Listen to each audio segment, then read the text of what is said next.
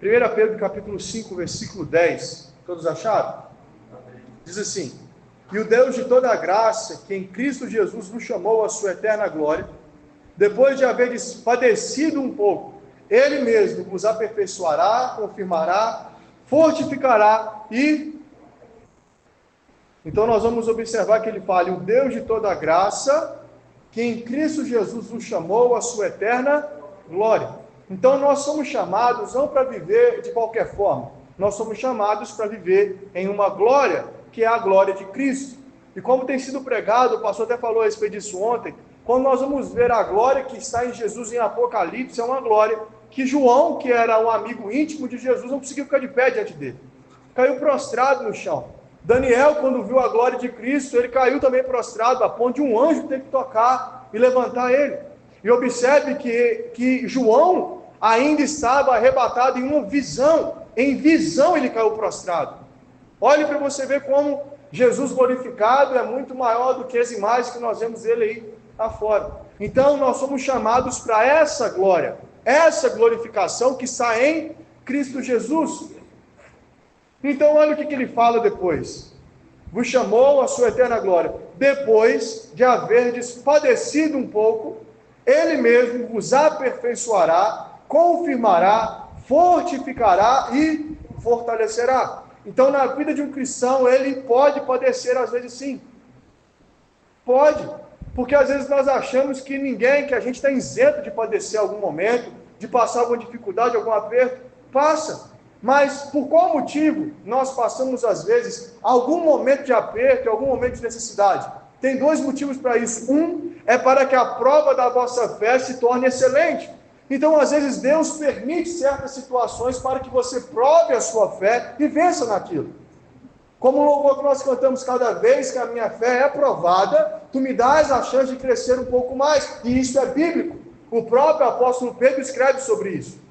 Quando você tem uma fé provada em Deus, nada te para. Nada te para. Mas para que você tenha essa fé, primeiro você tem que exercitá-la. E como se exercita a fé? Passando por certos momentos de dificuldade. E o segundo ponto para que as pessoas entrem em momentos de dificuldade é um óbvio que muitos se esquecem, que é desobedecer a palavra de Deus. E quando nós desobedecemos a princípios da palavra, por mais que eu possa dizer: mas foi tão pequeno, mas me impede de alcançar algo que Deus tem para mim. Me impede de alcançar algo que Deus tem preparado para mim, porque às vezes eu não pego uma palavrinha e eu deixo escapar. Então vamos lá, a Bíblia fala para a gente não falar mal do irmão, mas às vezes nós paramos e falamos o quê? Mal do irmão. Então já na Bíblia deixa claro: não fale mal, e a gente faz o quê? Fala mal. E aí está escrito na Bíblia também: não falarás mal do príncipe do teu povo. E a gente vai falar mal de quem? Dos governantes. O vereador fez isso, o prefeito é ladrão, o presidente é ladrão. Então entra numa enrascada que a Bíblia fala: não faça isso. E às vezes eu perco a oportunidade de viver milagres, porque eu permito com que eu mesmo fale. Eu quero que você entenda algo: o que Deus te prometeu, Ele cumpre. Mas tem um versículo que fala: por ti mesmo te privarás da herança que eu te dei. Deus não tira herança de ninguém. Você não encontra um versículo na Bíblia que Deus dá algo e toma aquilo, não. A pessoa se priva daquilo. Houve um sacerdote chamado Eli, e esse sacerdote, ele era da linhagem de Arão, ou seja, escolhido por Deus para estar no sacerdócio. Mas esse sacerdote, ao invés de fazer a vontade de Deus, ele não só permitia com que os filhos dele pecassem, como também consentia com aquilo. Por quê? Você vai observar, se você for ler o livro de 1 Samuel, os filhos de Eli roubavam das melhores partes da gordura, mas Eli era gordo. Então ele consentia com aquilo. Meus filhos, vocês estão pecando contra o Senhor, mas como autoridade vocês vão ser tirados do sacerdócio. Até apedrejados deveriam ser. Mas, porque é meu filho, não tem problema não. E aí chega um profeta, que não é falado nem o nome dele, mas chega um profeta diante dele e fala: olha, eu disse que eu teria feito um pacto eterno com a casa de Arão, mas longe de mim tal coisa. Eu honro os que me honram, mas os que me desprezam serão desmerecidos. Mas a promessa de Deus, eu vou deixar um sacerdócio perpétuo para Arão. Mas por conta de um homem que resolve desobedecer a Deus, aquilo é tirado. Deus tirou a herança dele? Não, ele se privou. Ele sabia como deveria ser feito, mas não fez. E olha o que fala, eu acho isso maravilhoso, depois de haver despadecido um pouco. Então, Jesus, ele permite com que nós venhamos padecer, porque nós erramos contra ele. Permite. Porque nós falhamos contra ele. É permitido para nós padecer alguma vez. O pastor Natan poderia abrir, fazendo um favor, no Salmo 119, 71. Daqui a pouquinho nós vamos para lá. Mas nós vamos observar algo aqui primeiro. Salmo 119, versículo 71. Pode ler, por favor? Foi-me bom ter eu passado pela aflição, para que aprendesse os teus decretos. Olha o que o salmista está dizendo. Não está falando de um ímpio. Está falando de um salmista que alguns até acham que é Davi. E olha o que ele está falando. Foi bom para mim ter sido afligido, para que eu pudesse observar os seus decretos. Então, Deus, na sua sabedoria, permite com que nós vamos passar por certos momentos. Para quê? Para que nós vamos amar os seus decretos. E aí, o que nós fazemos? Primeiro passo, que a pessoa, quando é afligida, ela ora. Ela não vê resposta, ela sai da igreja. Ah, mas eu já chorei no altar, eu já falei. Mas algum momento veio na sua mente: Senhor, o que eu fiz de errado? Mas não vem. Porque às vezes nós achamos que o problema está com Deus. É Deus que fez. O problema foi Deus que me colocou isso. Deus está fazendo isso. Mas o que eu fiz de errado para ele estar passando por aquele momento? Será que houve alguma coisa? Será que houve um deslize? Houve uma falta? E nós às vezes não prestamos atenção nisso. A gente fica andando para lá para cá. E aí, meu irmão, quando chora na igreja, aí chora diante de Deus, e não está resolvendo o problema, eu vou sair da igreja. Esse dia o pastor até trouxe aqui um exemplo aqui, que ele contou um testemunho aqui, disse que é não um testemunho, uma coisa até ruim. Falou que ele foi na casa de uma pessoa fazer uma visita, e a pessoa falou: Deus, quando não pode resolver, nós vamos nos médicos, né? Porque eu chorei para Deus, eu falei com Deus, Deus não pode fazer, mas não perguntou: o que eu estou fazendo de errado? Não pergunta. E olha o que o salmista fala: foi bom para mim ter sido afligido, porque então eu pude observar, amar os seus decretos. Porque até então eu não estava nem aí. Até então a tua lei para mim, eu estou lendo, eu estou na igreja todo dia, o que pode acontecer de mal comigo? Mas aí houve um deslize, porque não meditou na lei do Senhor. E olha que ele fala isso, depois de haver despadecido um pouco. Não é que Jesus é mau, não é que Jesus é ruim, é porque é necessário para que nós venhamos amar a lei dele. E olha, por causa de quê que ele não é ruim? Porque depois de haver padecido um pouco, olha, ele mesmo vos aperfeiçoará, ele mesmo vos confirmará, ele mesmo vos fortificará, ele mesmo vos fortalecerá. Então, Jesus, ele permite com que eu caia em algum momento. Para quê? Para que eu acorde. Observe a palavra, quando nós vamos ver, em Isaías fala sobre um rei chamado Ezequias. E esse rei fez algo maravilhoso para Deus. Ele moveu de uma tal maneira que ele tirou até uma serpente de bronze que havia anos que estava lá, desde quando Moisés tinha vindo do Egito. Ele fez um reboliço em Judá. Mas um dia ele adoece. Como que um homem de Deus pode adoecer? Como que um homem de Deus pode cair enfermo numa cama? Ele fez tudo de bom e Deus agora coloca numa cama ele. E para piorar, ainda manda Isaías falar: coloque em ordem a tua casa, porque você vai morrer e não vai viver. Meu Deus, que grave! Um homem de Deus recebendo agora uma enfermidade e depois recebendo uma palavra de morte. E aí você vai ver, Ezequias ora. E qual foi a oração de Ezequias? Eu andei diante da tua presença.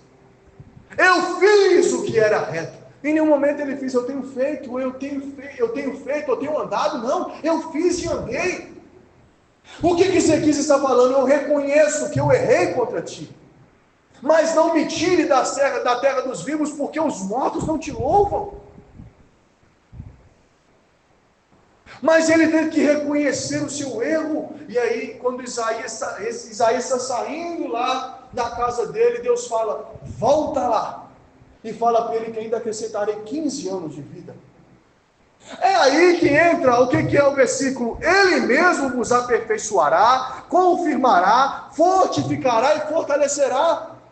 Mas primeiro ele teve que padecer na cama, para que reconhecesse que fez o que era errado. Será que Ezequias não poderia ter orado antes de ter recebido uma notícia? Mas a oração veio após receber uma palavra: você vai morrer. Por quê? Porque o seu coração estava inclinado para o engano. Não é que Deus é ruim, é porque Ele é justo. E Ele precisa de cumprir a palavra dEle. Só que nós não percebemos isso. Eu sou crente, eu vou na igreja. Nós temos aprendido nesse tempo que nós temos vivido aonde? Na terra prometida, que é o Evangelho. E para viver no Evangelho, meu irmão, tem regras e diretrizes. Não se vive o Evangelho de qualquer jeito. Não se vive. O pastor até trouxe também esses dias, Josué, ele declara uma palavra: eu e minha casa serviremos ao Senhor. Mas antes ele fala: vocês fazem o que vocês quiserem. E depois você vai ver o povo entrando em pecado. Josué foi um exemplo. Mas por uma palavra o povo cai em desgraça. E o Obreiro Santos veio aqui e trouxe uma palavra: Josué não teve filhos. Você não conta a geração de filhos de Josué, não existe. Não tem na Bíblia. Porque às vezes nós tropeçamos em um momento e não percebemos isso. Mas eu tenho orado e tenho chorado tanto e não vejo nada acontecendo. É porque às vezes tem algo de errado. E aí entra outra situação: a arrogância. Quantas vezes nós somos arrogantes diante de Deus e não temos coragem de falar o que eu tenho feito de errado? É só o Senhor que faz errado. É tudo culpa de Deus. Não, Deus fez aquilo, Deus fez isso. E nunca nós chegamos e falamos: irmão, o que eu tenho feito? O que eu falhei? Davi, quando comete um adultério com Betseba, a oração dele no Salmo 50 é maravilhosa. Ele fala assim com Deus: contra ti pequei, contra ti somente eu pequei. Ele matou um homem na guerra, pegou a mulher do homem, matou o pai da mulher, e ele não pecou contra eles, ele pecou contra Deus, somente contra Deus.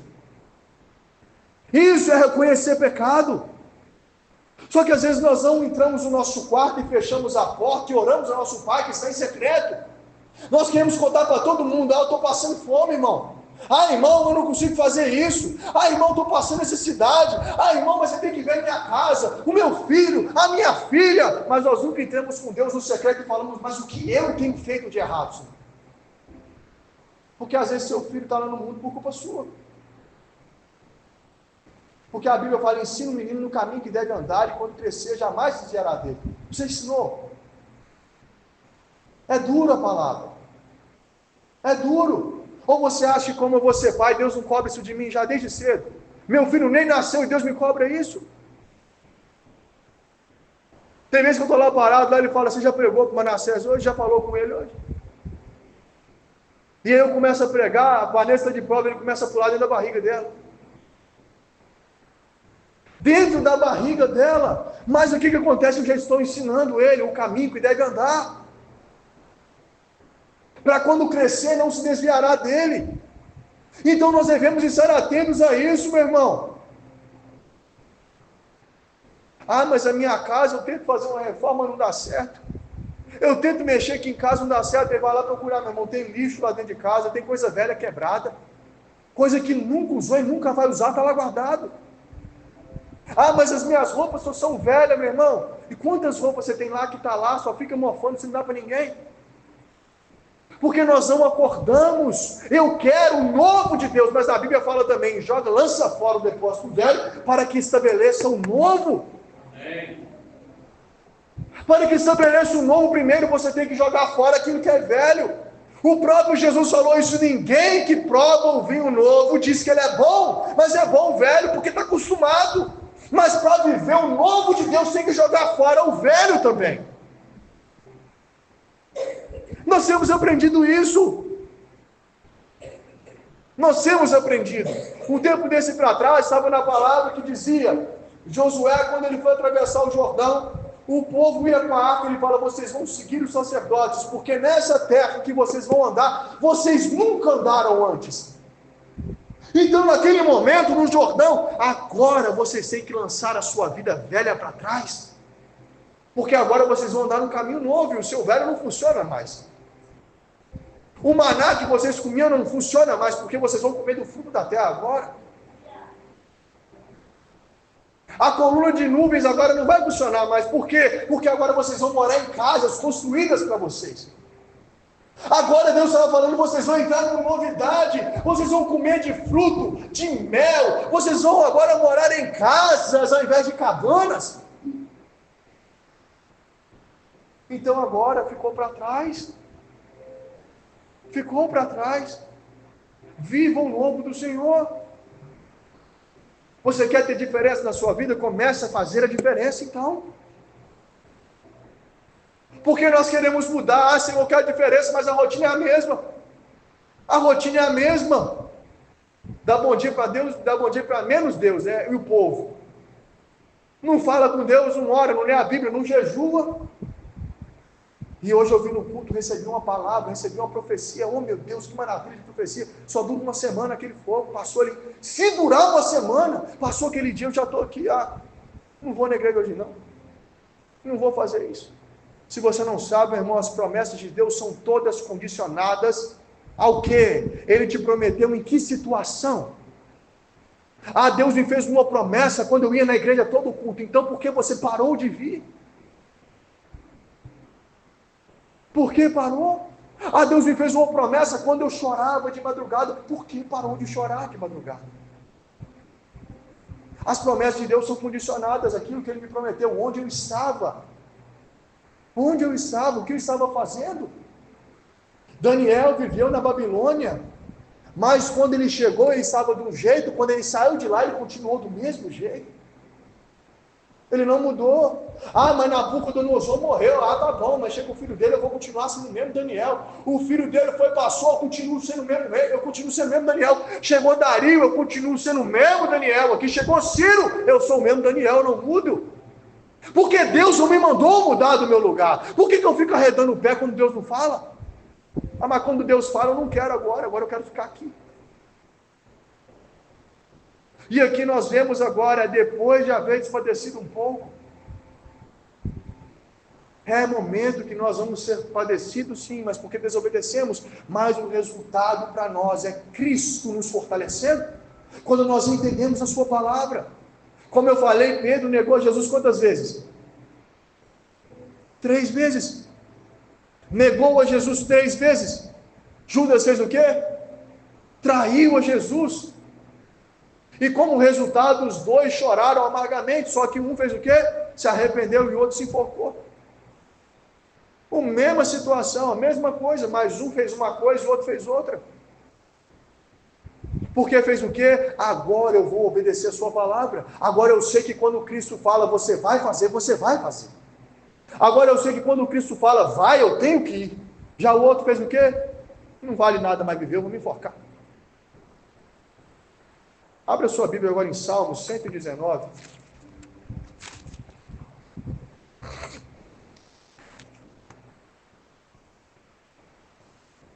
Está aí um salmo maravilhoso, meu irmão. Se você tem preguiça de ler, eu aconselho você que leia. Salmo 119, vamos ler o versículo 71 que o pastor Nathan leu aquela hora, e também o 72. Nós vamos observar algumas coisas aqui.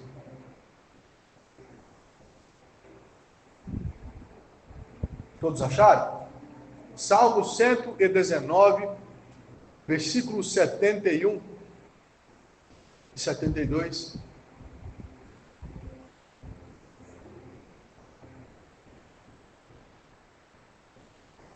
Todos conseguiram achar? 119, 71.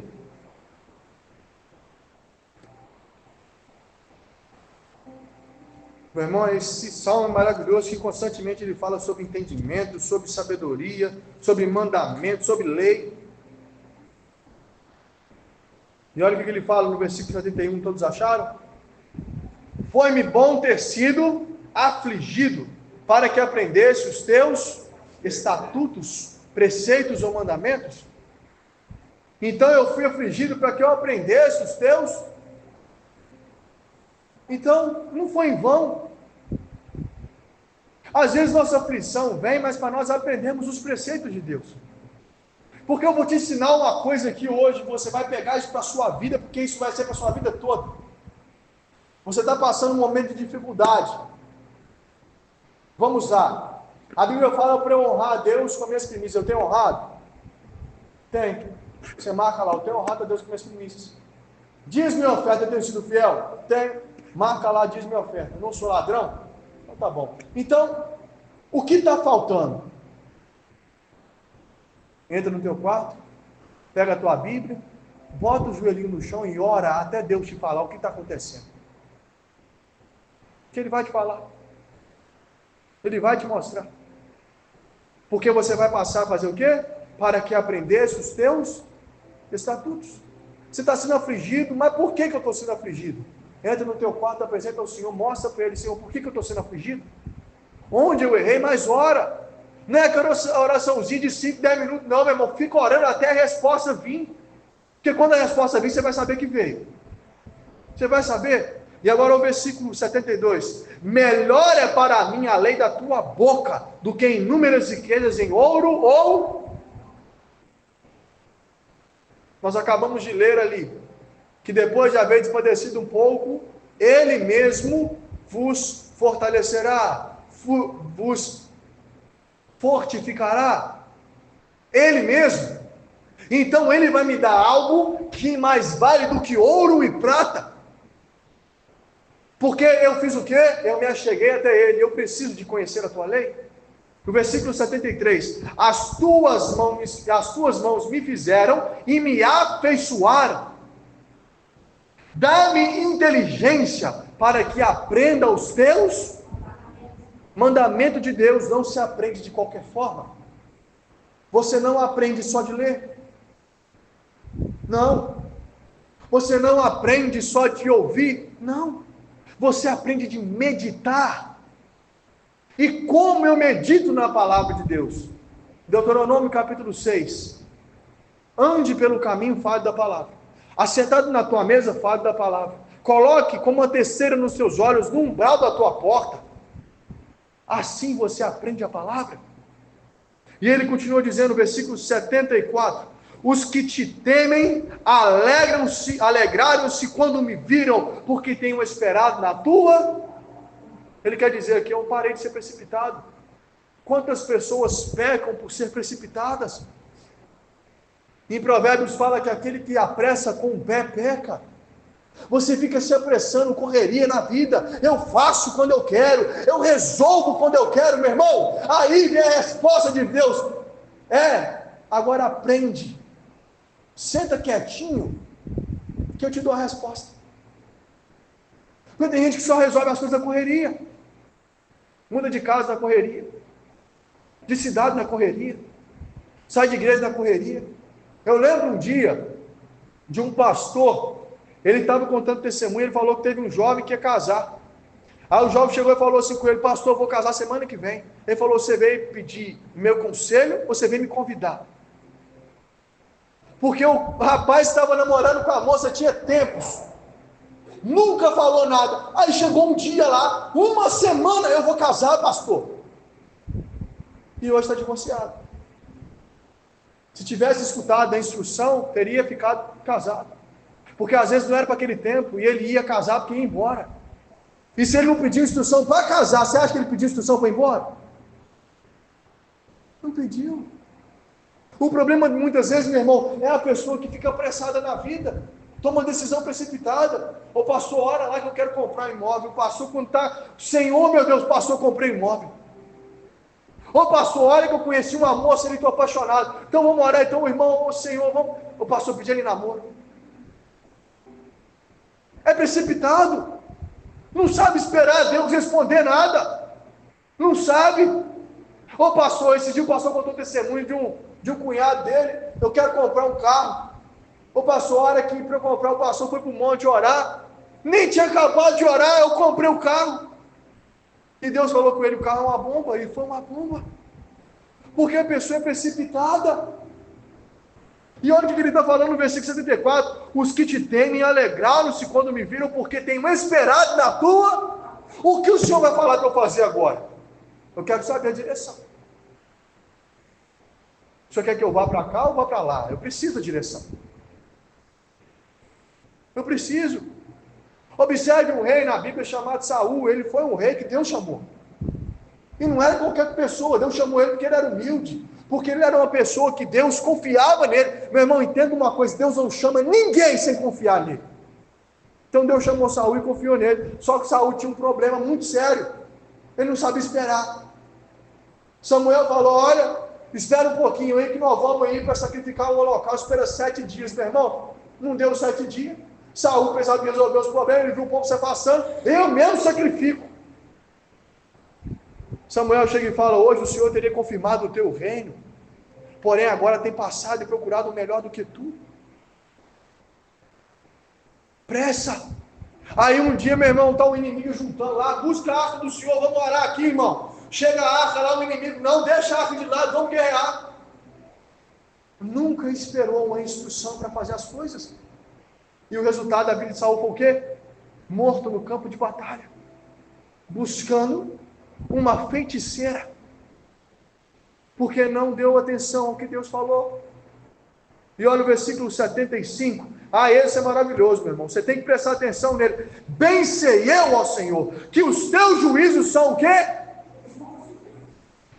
E aí todo mundo gosta de parar nesse versículo e falar assim, glória a Deus, então vai fazer justiça para mim? Mas aí o versículo continua, e que em tua fidelidade me fez o quê? Me afligiste. Eu sei que o Senhor é justo e que na tua fidelidade eu fui afligido. É o que eu falei aquela hora, meu irmão. Por que o cristão muitas vezes é afligido? Não é porque Deus é mau, é porque Ele é justo. Ele é justo. Porque Ele falou para você tomar uma decisão e eu tomei outra. Ele mandou fazer uma coisa e eu fiz outra. E aí eu vou ser castigado. Eu saio da igreja. Eu não quero olhar para a cara do pastor. O pastor falou da minha vida hoje. Ou muitas vezes, é verdade, pastor, eu sei disso, mas não volta na igreja. Não quer mudar de vida. E ele fala, eu sei que os teus preceitos são justos e que na tua fidelidade, porque o Senhor é fiel para mim, que eu fui afligido. Sabe por quê, meu irmão? Porque se você continuar nessa caminhada, você vai para o inferno. Por isso que Deus te julga antes de você ir para o inferno. Antes. Por que você acha que tem muito cristão quebrando a cara agora? Por que você acha? É porque se ele quebrar a cara mais pro final, ele morre e vai para o inferno. E Deus quer salvá-lo. Então ele vai, ó. Porque eu sou fiel a você. Mas esse versículo, olha o versículo 76. Sirva, pois, a tua benignidade ou a tua bondade para me consolar, segundo a palavra que deste ao teu. Eu agora reconheci que pequei. Eu agora sei que eu falhei. Então seja bondoso comigo, Senhor. E segundo a tua bondade me consola, porque agora eu aprendi a tua palavra. Aprendi a sua palavra. Houve um rei chamado Manassés. E esse rei foi o filho de Ezequias. Só que esse rei não fez nada parecido com seu pai. Ele pegou o templo do Senhor e encheu de ídolo. Encheu lá de altar, queimou seus filhos para um Deus. E fez tudo que podia de ruim. Tudo que podia de ruim ele fez. Deus mandou um profeta. Ele ignorou o profeta. E Deus falou com ele, por causa disso te mandarei para a Babilônia. E ele foi cativo. Só que na Babilônia, ele se prostra diante de Deus. Uma pergunta, meu irmão. Era necessário ele ser mandado para a Babilônia? Precisava dele ser mandado? Mas ele não foi, mas ele foi mandado por quê? Não observei a tua lei. Aprenda a observar a lei do Senhor. Porque quando você observa e se arrepende, agora ele fala, pela tua bondade eu sei que o Senhor me consola. Nós precisamos disso. Precisamos de ser consolados pela bondade do Senhor. Mas para isso nós precisamos de reconhecer primeiramente o nosso pecado. Reconhecer primeiramente o nosso erro. E sabe fazer o quê? Não é continuar errando. Aquele que reconhece a sua transgressão, aquele que encobre as suas transgressões nunca prosperará, mas o que as confessa e deixa alcançará misericórdia. Você tem que confessar o seu pecado e deixar aquilo. Vou contar aqui um testemunho particular. Há muito tempo atrás, se não me engano, foi no ano de 2019, o pastor um dia me chamou no escritório, ele falou comigo assim, olha, Satanás vai enviar um dos seus anjos, vai vir para fazer você cair. E aí, eu não dei ouvidos? Eu toco na igreja. Eu cresci, nasci na igreja, Satanás não pode fazer nada comigo, não. E aí, meu irmão, apareceu uma moça. E eu vou casar. Só que aí, meu irmão, como a palavra fala, antes de ser afligido, eu fazia o quê? Andava errado. E aquilo, meu irmão, começou a me afligir, eu comecei a entrar em quase depressão. Eu emagreci. Teve gente que não me reconhecia mais. Eu só ficava no meu canto, moado. Então eu estava sendo o quê? Afligido. Porque eu estava andando errado. Mas aí um dia eu orei. E reconheci que estava errado. Eu falei, Senhor, eu não obedeci o que o Senhor me disse. E eu não sei como melhorar. Mas eu preciso da tua ajuda. E aí veio o versículo de Salmos que nós acabamos de ler. Segundo a tua bondade me consola. Segundo a tua palavra que desce ao teu servo. E naquele momento eu caí em mim. E o que eu tenho feito? Não pode ser assim. Acabei com aquilo. Parece que foi até num passo de mágica. No outro dia eu já estava bem. Voltei a comer direito. Voltei a meu peso normal. Simplesmente porque eu fui afligido, porque andava errado. E pergunta se eu caí naquele engano de novo. Não. Porque quando você reconhece que errou e se arrepende de verdade, Deus te livra daquilo. E aí passou um tempo, o pastor falou comigo a mesma coisa. Aquele mesmo demônio está tentando voltar. E naquela hora eu escutei o conselho. E eu falei, então eu quero que você ore para mim agora. Porque no passado eu não pedi para orar. E eu fui livre daquele demônio. Porque eu resolvi escutar a lei do Senhor. E como resultado que eu guardei a lei do Senhor, minha esposa, vou ser pai. É resultado, porque a bondade dele me consolou segundo a palavra dele. E não segundo o que eu achei que era, mas segundo a palavra dele. Nós devemos andar guiados pela palavra de Deus. Chegamos num momento de parar de tomar decisões próprias, meu irmão. Para nós terminarmos aqui, para você curvar sua cabeça para nós orarmos, eu quero dizer mais uma coisa para você. Se o que tem acontecido na sua vida, o que você tem feito, tem te afastado do Senhor, a decisão que você tomou, seja ela o que for, mas é para o meu bem, Deus sabe o que é para o seu bem. Deus sabe o que é para o seu bem. A palavra diz, todas as coisas contribuem para o bem daqueles que amam a Deus. Se tem te afastado do propósito do Senhor, eu convido você a retornar ao seu caminho. Se você for embora da sua casa, volta para a sua casa. Se você tem parado de vir aos cultos, volta para os cultos. Não estou falando aqui para chamar sua atenção, não. Se tiver que chamar também, que chame. Mas observe a palavra. Por que eu estou falando isso? É porque eu quero seu mal? Responda para mim, eu quero o seu mal? Não. Eu quero que você chegue um dia comigo lá no céu, diante de Deus, e Ele fala: vinde benditos do meu Pai, para o reino que vos está preparado desde a fundação do mundo. É isso que eu desejo. Então entenda isso nessa noite. Se tem as decisões que você tem tomado, tem desagradado a Deus, muda o curso. Mas peraí, eu agradei a Deus um dia. E onde foi que eu agradei? Ah, foi lá? Volta para lá. Volta no seu caminho. E não deixe Satanás te enganar mais. Pare de ser afligido por coisa à toa. Pare de ser afligido por coisa boba. Mas desperte. E diga: Senhor, a partir de hoje, eu vou fazer a sua vontade. Queira eu, ou eu não queira. Eu posso querer fazer e posso não querer, mas eu vou fazer. Coloque o seu corpo para a severa disciplina de Cristo. Curva a sua cabeça um instante, feche os seus olhos. Pai, em nome de Jesus, estamos reunidos, Pai, aqui na tua casa, diante de ti.